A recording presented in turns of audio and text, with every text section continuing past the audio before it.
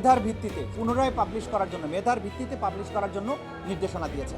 প্রাথমিকের সহকারী শিক্ষক পদে 46,000 পরীক্ষার্থীর ফলাফল পুনরায় প্রকাশের নির্দেশ দিয়েছেন আপিল বিভাগ। একই সঙ্গে রিটকারী 151 জনকে আগামী 7 দিনের মধ্যে সহকারী শিক্ষক পদে নিয়োগ দেওয়ারও নির্দেশ দেওয়া হয়েছে।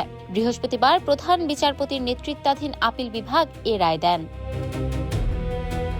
রায়ে বলা হয়েছে, ঢাকা ও চট্টগ্রাম বিভাগে 2023 সালে অনুষ্ঠিত সরকারি প্রাথমিক বিদ্যালয়ের সহকারী শিক্ষক নিয়োগ পরীক্ষার ফল কোটার ভিত্তিতে নয়, মেধার ভিত্তিতে পুনরায় প্রকাশ করতে হবে।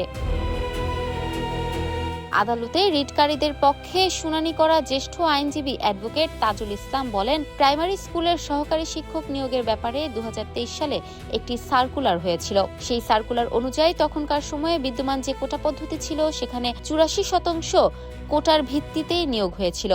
সেটাকে চ্যালেঞ্জ করে 151 জন রিট পিটিশনার হাইকোর্ট ডিভিশনে মামলা করেছিলেন। জুলাই বিপ্লবের পরে সুপ্রিম কোর্টের যেহেতু একটি জাজমেন্ট রয়েছে, সেখানে মেধার ভিত্তিতে নিয়োগটা হবে এবং মেধা হবে 93%, তার ভিত্তিতে নিয়োগ হওয়া উচিত।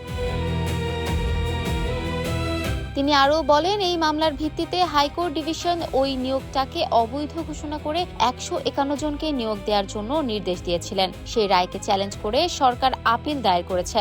সেই আপিলটা আজকে শুনানি অন্তে চূড়ান্ত রায় হয়েছে। আপিল ডিভিশন সেই রায়ে 3টি অবজারভেশন দিয়ে আপিলটিকে নিষ্পত্তি করেছেন।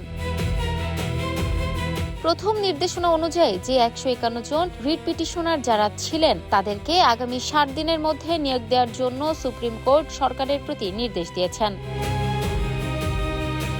দ্বিতীয় নির্দেশনা অনুযায়ী যে 46,199 জন পরীক্ষার্থী সেই সময় পরীক্ষায় অংশগ্রহণ করেছিলেন কিন্তু রেজাল্ট পাবলিশড হয়েছিল তখন বিদ্যমান কোটা পদ্ধতি অনুযায়ী, সুপ্রিম কোর্ট আজকে রায় দিয়েছেন যে পুনরায় এই 46,199 জনের রেজাল্ট সুপ্রিম কোর্টের কোটার বিরুদ্ধে যে রায়টা ছিল, অর্থাৎ সিপি নাম্বার 2516 অব 2024 এ কোটাকে বাতিল করে যে রায়টা দিয়েছিল, সেই রায়ের আলোকে এই রেজাল্টটা পুনরায় প্রকাশ করার জন্য নির্দেশ দিয়েছেন।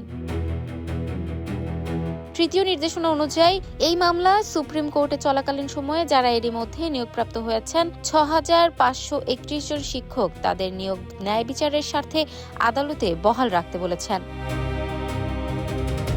ইফাত আর আইরিন, ক্যাম্পাস টাইমস।